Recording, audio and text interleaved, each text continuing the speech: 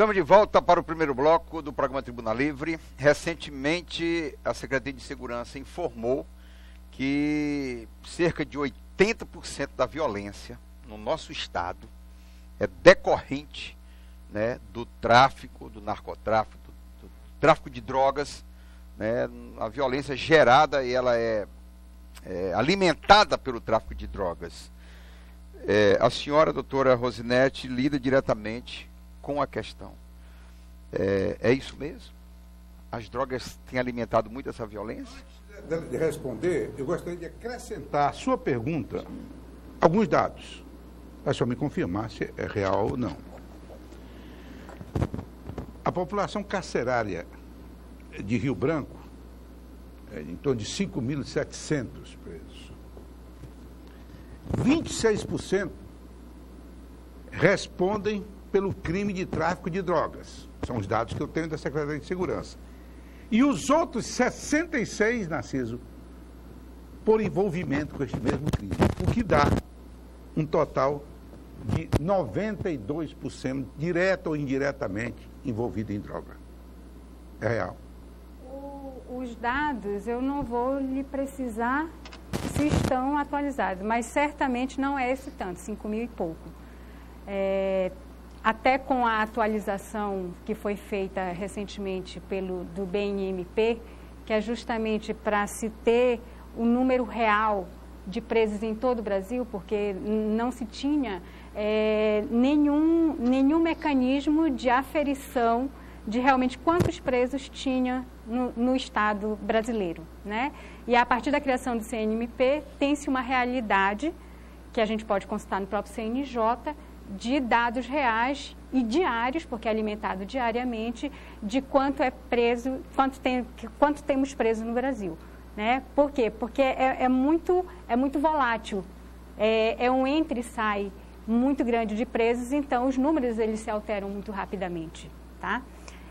Agora, em relação a esse percentual de relação com o tráfico de drogas, isso é algo que não é só aqui no Acre, é uma realidade do Brasil, né? Mas é mais aqui no Acre. Não é mais aqui no Acre. Não é mais aqui no Acre. Mas esses 92% é isso mesmo? Os dados 92%. Como eu estou lhe falando, eu não posso lhe precisar, eu não vou ser irresponsável de afirmar aqui um dado que eu não consultei hoje para saber se é exatamente 92%. Uma atualização permanente. Agora, desculpe, doutor, esse dado aqui, ele foi publicado em agosto de 2017. Então já não está defasado. Pela Secretaria de Está Segurança, defasado, completamente defasado, né? Certamente nós temos cerca de 3.000 e poucos presos, né? Hoje eu estou respondendo pela VEP, na ausência da doutora Luana, que está de férias. Então esse dado aí é completamente defasado, não é isso. O carro-chefe está relacionado com droga? Tá. Até todos nós sabemos perfeitamente que o nosso estado é fronteiriço e a partir de 2006, sobretudo com a migração das facções criminosas, PCC e o Comando Vermelho, que passou a expandir em diversos estados do Brasil, não somente aqui no Acre, mas diversos estados do Brasil, sobretudo, claro, dos estados do Norte e Nordeste, que é onde houve um aumento aí da criminalidade. Então, com a expansão dessas duas organizações criminosas por ocupar territórios, e aqui nós sabemos, rota, né, de tráfico de drogas. Então, obviamente, é rota. Está ali Bolívia, está ali o Peru, que alimentam aqui esse tráfico dessas fronteiras que, infelizmente, não se tem um controle efetivo para combater essa criminalidade. E isso, então, deu-se expansão dessas duas organizações criminosas, querendo dominar território aqui no Acre, né, um contra o outro, aliando-se, PCC aliando-se ao Comando Vermelho contra o CV, e outros estados, por exemplo, o Amazonas, nós temos a Família do Norte, né, que já é uma outra... Mais outra regional, facção, né? mais e aqui regional. no Acre também tem uma semente também plantada perversamente, que é o tal do Bonde dos 13. Né? O B13 que aliou-se o PCC, na verdade, aliou-se ao B13, que é local, né? Agora, essas, não sei nem se a gente pode dizer facção, o que denominam, essas facções locais, elas são muito mais alimentadas diariamente pelo tráfico a varejo. Isso é fato. Tem outro dado também que diz o seguinte, que quase metade, é de jovens até 24 anos. Isso é uma triste realidade, a questão mais perversa, em que a população jovem realmente são os que mais são cooptados por essas organizações criminosas. Não só, volto a falar, não só aqui do Acre, mas a gente vai pegar os dados que estão disponíveis oficialmente, então a gente vê lá, são os jovens e negros. Doutor Camolês, essa faixa etária 17, 18, 20, 23, 24 anos, ela é atraída, ela também são levadas para esse submundo em razão da falta de emprego, de oportunidade? Você tem mais outras coisas aí, Narciso. Você, além da falta de emprego, de oportunidade, você tem um sistema educacional no país como um todo que vem já sendo solapado há muito tempo. No Acre é muito mais visível isso, porque você vê um estado onde a fonte de emprego, em regra, são nos 3 níveis, municipal, estadual e federal, e o Exército Brasileiro. Em outros centros, quando você vê a iniciativa privada que tem essa ocupação dessa mão de obra, você minimiza esses efeitos. Mas no estado como o nosso ou qualquer outro estado, que a maioria dos empregos provém do estado, ente administrativo, nós convivemos com isso, infelizmente. Doutor Camolês? Pois não. O problema da violência está tornando o Brasil um país quase inabitável, se comparado com nações civilizadas. Nós temos dados aqui que dizem o seguinte: o Brasil registrou 1,60 assassinatos para cada 100 mil habitantes. Agora, olha a gravidade. Aqui no Acre, sim, Narciso, essa proporção foi de 4,40. O mês de mais violento foi janeiro. Dado de ontem, né? Não, esse é um dado que o Estado, não o Estado do Acre, com o Brasil todo 52 homicídios, 6,17 por 100 mil habitantes. 6 ou 56? 56. Não, 6,17 por 100 mil habitantes. Sim. Porque o Brasil é 1,60 por 100 mil habitantes. A nossa região. Eu pergunto o seguinte: o que fazer para a gente controlar essa violência? O que é que o poder, notadamente judiciário e outros poderes, estão pensando para diminuir essa violência? Nós estamos com medo. Nós estamos com medo de sair de casa. Foi até bom ter tocado nesse assunto. Essa semana começaram a surgir as questões das audiências de custódios. A polícia prende, o juiz solta. Esse é o jargão que se usa muito. Eu fiquei preocupado quanto a isso na condição de presidente da associação. E solicitei uma audiência com o governador, ele é aqui... Soube.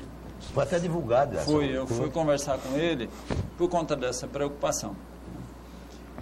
Nós, como Estado, eu, como presidente da associação, as pessoas que têm esse poder de representatividade, eu sugeri que nós fizéssemos uma reunião para que nós pudéssemos debater e não agir de forma isolada. Por que isso? Porque a organização criminosa trabalha assim já de algum tempo. Eu vou chegar nessa sua resposta, mas se me permite eu vou voltar um pouco no tempo, né? Eu sou paulista, eu fui para São Paulo, para a capital, em 1978. Foi lá que eu fui conhecer o Carandiru. Não sei se vocês conheceram o Carandiru. Uma unidade prisional para 7 mil presos. O governo do estado de São Paulo, à época, se não me engano, acho que era o Franco Montoro, e errou... Não, era o... Aquele foi colega nosso na Natel? Não, aquele foi promotor de justiça, era até promotor de justiça. Fleury. Então, aí o que aconteceu? Construíram a Carandiru, 7 mil presos. Mas você não tem como, em 7 mil presos, você não tem como vigiar. Aí surgiu aquela questão da invasão do Carandiru, o prédio, o filme que nós acompanhamos. Pois bem, O governo do estado, vendo que aquela estrutura que ele montou, porque o ideal seria não estão todos juntos e nós conseguimos vigiar. Foi um erro. Aí o governo escolheu o Presidente Prudente como uma sede regional e construiu diversos presídios menores. Venceslau, não sei. Isso, Presidente Venceslau, Presidente Bernardes, que tem 2 penitenciárias que você tem um regime disciplinar diferenciado. RDD. Ali fica a cúpula do PCC e ficou também Fernandinho Beiramar e Presidente Bernardes. E é uma região que hoje você vê um tráfico de drogas muito intenso ali, porque ela também está na rota de quem vem do Paraguai. Sim, Paraná, sai de Campo Grande, vai para São Paulo. Então, isso se alimenta. É o que nós chamamos de retroalimentação. Ou seja, ela mesma se alimenta. Por isso, esse dado de violência que você fala aqui. Tá? O que acontece na nossa região, no Acre? De forma muito simples, nós estamos aqui. Aqui é Rio Branco, aqui é Cruzeiro do Sul. Rio Branco tem ligação com a Bolívia e o Peru pela estrada. Quando você aperta lá a vigilância nessa rodovia, consequentemente ela passa para Sena Madureira, que você já não tem, mas você tem um rio que vem do Peru ou que vem da Bolívia. A mesma coisa em Cruzeiro do Sul. Que tem uma influência da Colômbia também. Muito maior. Muito maior. Né? Eu estou falando isso porque a primeira comarca onde eu fui foi Cruzeiro do Sul. Quando eu cheguei lá há 22 anos, teve processo que eu constatei que havia incursão do Sendeiro Luminoso, lá no Alto em Marechal Tamaturgo. Então, vai vendo como que a violência foi se caracterizando. E outra, quando você fala em fronteira, você não pode atribuir isso ou deslocar isso ao Estado sem uma contrapartida da União. Que é a primeira responsável, né? Principal responsável. Agora, o que acaba acontecendo? Eu não posso imaginar que isso tudo é por conta de ser o Acre. Não. Isso é um dado da violência por ser conta do Brasil. A diferença é que nós estamos vizinhos dos grandes produtores. Isso aumenta esse número, porque quem sente o reflexo, quem está mais próximo, somos nós. E sobre isso eu gostaria de ouvir a doutora Rosinélia. Houve um encontro aqui de governadores do Acre no Brasil, onde, Narciso, eles fizeram uma carta que até me entusiasmou para o início do combate à insegurança, que foi a Carta do Acre. Eles dirigiram, inclusive, essa carta ao ministro da Justiça, ao ministro da Defesa, ao ministro das Relações Exteriores e ao chefe do Gabinete de Segurança Institucional da Presidência da República. O que é que eles diziam? Aquilo que o senhor falou, doutor. A segurança é um problema nacional. Não adianta você combater a segurança no Acre se não combater em Rondônia, no Pará, no Amazonas ou no restante do país. Tá? Então, eles fizeram algumas propostas. Permita-me aqui ler algumas das medidas que eles propuseram na ocasião. Primeiro, um plano nacional integrado entre governo federal e estados. Entre governo federal e estado para a segurança. Força-tarefa integrada contra a fragilidade das fronteiras para o combate de narcotráfico e de arma. Tráfico de armas e munições. Integração das atividades de inteligência e informação dos governos estadual e federal. Ampliação progressiva nos próximos anos da presença das Forças Armadas, da Polícia Federal, Polícia Rodoviária Federal nas fronteiras amazônicas. Fortalecimento da cooperação internacional em toda a faixa de fronteira com a participação dos estados. E convidar os demais poderes da República, o Ministério Público Federal, para participar da discussão sobre a atualização, revisão das leis, medidas penais e administrativas, mediante propostas apresentadas pelos estados ao governo federal, entre outras medidas. Como a senhora viu isso e por que você acha que até agora nada foi colocado em prática? Eu sempre paro para refletir, porque antes de ser magistrada, fui da segurança pública, né? Eu fui escrivã no Pará por 8 anos e 8 anos delegada no Amazonas, em Manaus. Então, essa questão da segurança, na verdade, é algo que eu trabalhei durante toda a minha vida. E me entristece muito porque sempre nós estamos atrás. Sempre. Pelo menos eu posso afirmar de 94, que foi quando eu ingressei na Polícia Civil do Pará. É como se comparando, né?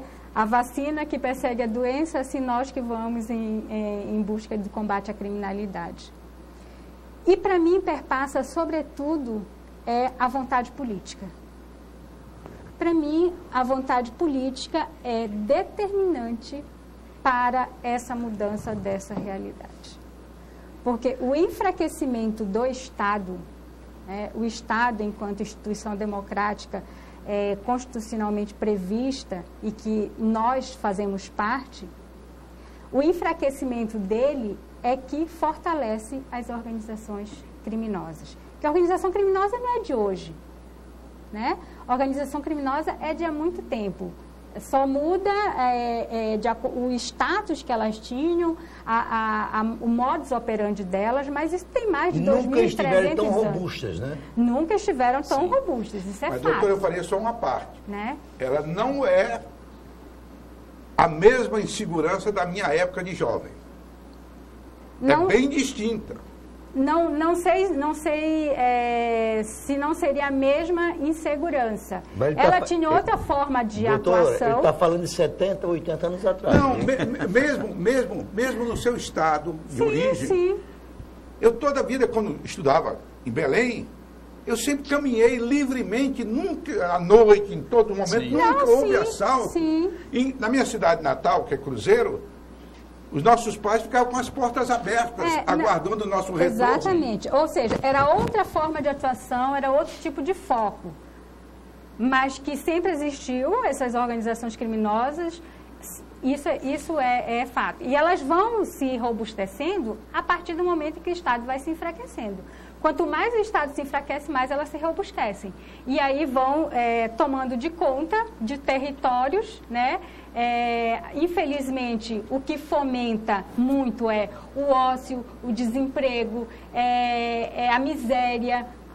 Tudo isso fomenta o fortalecimento dessas organizações criminosas. E quando elas ocupam um espaço que dá um mínimo para as pessoas que se encontram nessas condições, ela se fortalece, independentemente do lugar onde ela esteja. Doutora, e se o Estado, só um instantinho, como o senhor me colocou, o que falta é vontade política, é querer.